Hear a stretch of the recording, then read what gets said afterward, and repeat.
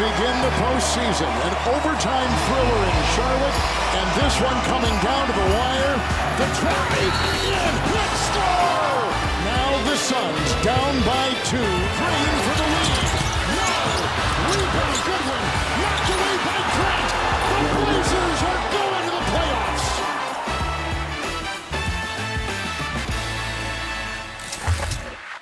Hello, everyone. Good morning and welcome to First Take. I'm Shea Cornett. Stephen A. Smith is with us, and Brian Windhorst will join us in a minute as well. Playing games happened last night. Stephen A., good morning to you. How are you this morning?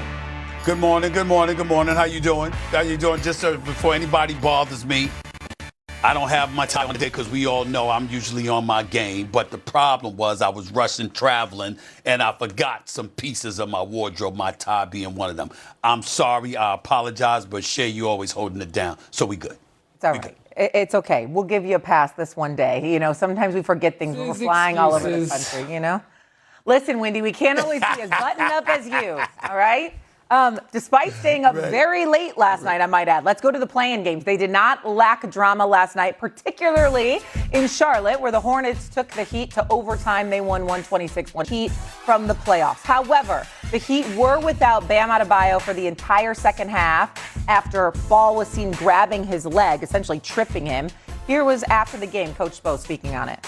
LaMelo, it kind of looked like on film that you might have grabbed his leg. I mean, did you intentionally grab his leg? I haven't even seen. Like I said, I got hit in the head, didn't even know where I was. But, yeah, just playing basketball. But like I said, sorry, and I'm going to check on him. I appreciate the apology. LaMelo Ball did finish with 30 points and 10 assists. Again, Bam Adebayo did leave with that back injury, and he never returned. And so, Wendy, when you look at that play, do you think Ball should have maybe been eliminated with that game, ejected? What did you think? He could have been ejected. There's a lot of dynamics at play in this particular situation. It's a fast break that starts the opposite way. Bam Adebayo saves the ball from going out of bounds, and the ball goes the other direction. Sometimes officials are loath to call fouls there because the team gets upset that you stopped a fast break. But the point Eric Spoelstra makes is that the referee, Curtis Blair, is standing over top of the play. And so he elects not to make this call when he sees it happen. And once that happens, Shay, because this is what I'm hearing, people will say, well, why wasn't it reviewed? Why wasn't it reviewed? Well, once the gameplay goes on, they're not in position to review it. It's not a matter once the gameplay goes on of that call. So that's important to realize. Let me say two things about this. Number one, the Heat fans immediately went into their archives and found a situation of this last season, at the beginning of last season, where LaMelo Ball did a very similar play to Bam Adebayo, where he felt like he had gotten fouled and basically tripped him as Bam was coming up the floor. That's number one. Number two, and here's the play right here. This happened last year. So anyway, number two, the only play that I can think of, and I'm not trying to say I'm the arbiter of all memory here, this play right there, the only play that I can think of that is similar to this comes from the playoffs 2 years ago. And this is going to make your blood boil, Stephen A., because this is a moment from Knicks fans that they really, really rue. When Joel Embiid sort of upended Mitchell Robinson in the playoff in that series. Now, this play hurt Mitchell Robinson's foot, and he was never the same. That's beside the point for this discussion. The reason this is relevant was this play was called. They went to review, and they called this a flagrant one. Not only was it called a flagrant one, the same crew chief was in the game last night, Stephen A., Zach Zarba. So while I can't predict what Zach Zarba would have done if he went over to the screen, that was a flagrant one. So I know the Heat fans this morning are screaming that he should have been ejected. And because Bam Adebayo was injured on the play that badly, they could have ejected him. Calling this a flagrant 2 would not have been egregious. And then you've got some people who are wondering if he's going to be suspended for Friday's game, which will be when the Hornets can play to get the number 8 seed. I do not think he will be suspended. However, I do expect the league to retroactively assess a flagrant, which I understand will not make the Heat fans any happier. Same here. I get where you're coming from. Let's analyze it from this perspective. When you compare that to what Joel Embiid did to Mitchell Robinson a couple of years back, The yanking of the leg was far more conspicuous, in my opinion, and flagrant than what we saw last night. LaMelo Ball is driving to the basket. He does get hit in the head. He falls to the ground. If Bam Adebayo is on one leg off balance and falling back, when LaMelo Ball definitely swiped his left leg. So there's no question that he did it, and there's no question that he easily could have been called for a flagrant or whatever. Me personally, I think that it should have been called, but I think an ejection, I think an ejection, particularly considering the magnitude of the game, not knowing at the moment that Bam Adebayo would be unable to return, I think that would have been a bit extreme. And I think the referees made the right decision in terms of not ejecting him. They could have called the flagrant foul. They could have done that.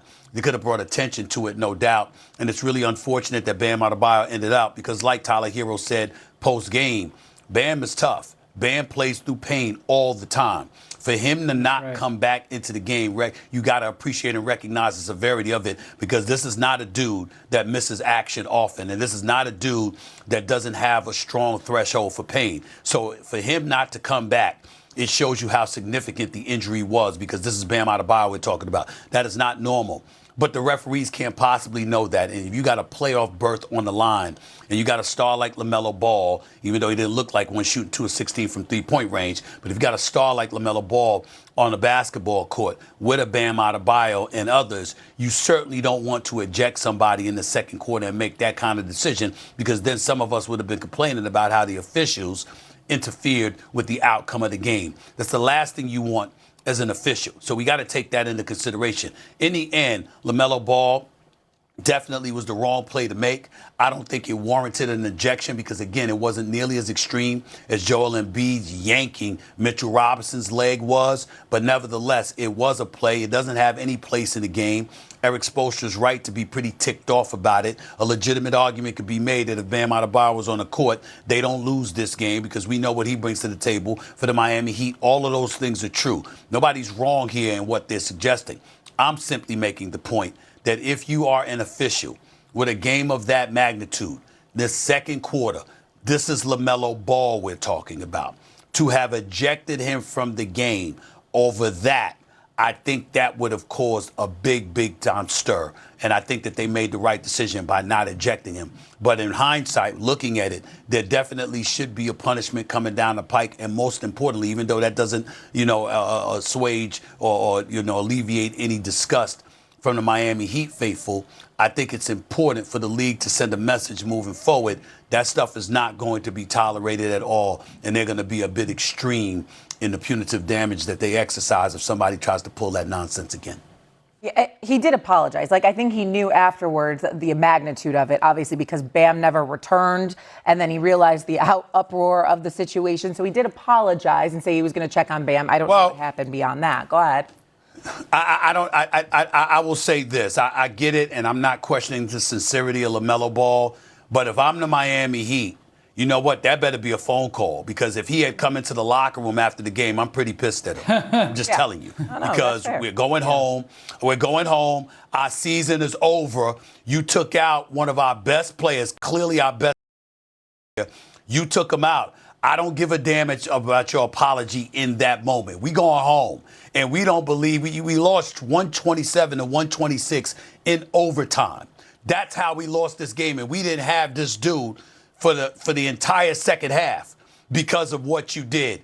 I'm pretty peeved if I'm the Miami Heat, and I don't give a damn about his apology at that particular. I'm gonna check on you. We're the doctor. We don't give a damn. We don't need you to check on us. I don't even want to talk to him if I'm the Miami Heat fans, if I'm the Miami Heat players at that particular moment. Again, that's not knocking LaMelo Ball. I'm sure he's sincere, but in the end, he's playing, and the Miami Heat are going home.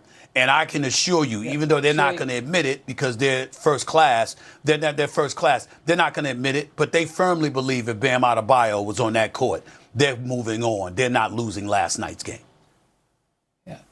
I don't think LaMelo Ball leads the league in mature acts. So let's just say that occasionally he doesn't show the greatest judgment across the board, and this was bad judgment, and he has shown this in the past.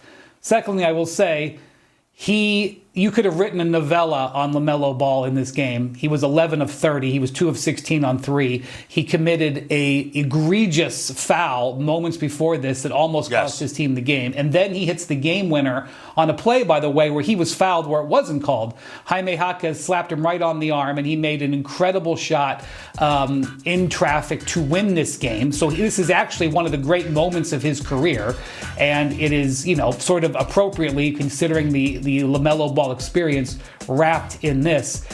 The other thing I want to say is that Eric Spoelstra made clear, in fact, he repeated it so that people like us would make sure that we would hear it, that this was not the reason they lost the game. He felt their defense, the whole down the stretch of the season was poor. And their defense, he just said if we can get one stop, 2 or 3 different